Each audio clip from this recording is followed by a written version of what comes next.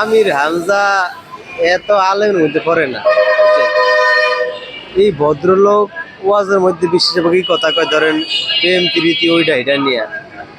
ধরেন ইসলামী স্পষ্ট আছে যে কোনো মহিলার দিকে তাকাইলে মানে বড় ধরনের গুনাহ। কিন্তু এই আমির হামজাই দেখছি একটা বক্তব্য দিয়া কয় যে আল্লাহর হুকুম করে আপনারা রাশ্মিকা মান্দানার দিকে তাকান, পৃথিবীর সেরা সুন্দরী। তাহলে রাশ্মিকা মান্দানার তো চলেই বেশিরভাগ অর্ধেক উল্লঙ্গ হয়ে, বুঝছেন? কারণ এর দিকে আবার বলে আল্লাহর নাম নিয়ে তাকাইতো। এই লোকের কথাবার্তা আমার পছন্দ না, বুঝছেন? আমি এমনি ওয়াজ পছন্দ করি, ইসলাম পছন্দ করি, তবে রাশ্মিকা মান্দানা ইস্যুতে মানে ওয়াজ করার পরে আমির হামজার আমি ব্যক্তিগতভাবে পছন্দ করি না।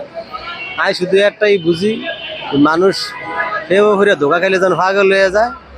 আমির হামজা ওই যে রাশ্মিকা মান্দানের যে বিয়ে হয়ে গেছে, এটা শোনার পরে মানে পাগল হয়ে গেছে।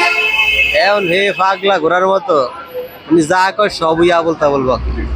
ওর যা আজকে গ্রেপ্তারি পরোয়ানা হয়েছে, গ্রেপ্তার করাই উচিত, বুঝছেন? ইসলাম কি কয়, এরা কি কয়? এরা স্টেজ ধরেন আধা ঘন্টার লেগে ওইটা টেয়া না 70,000 1 লাখ এরকম আরো বেশিও নেই। তাহলে এটা আলোচনা করবো ধর্ম নিয়ে, যত মানুষ ধর্মের দিকে আকৃষ্ট হয়।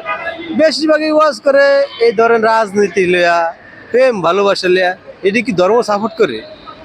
এগুলো জেল দিব না কই দিব? জেলই মানায় ভালো।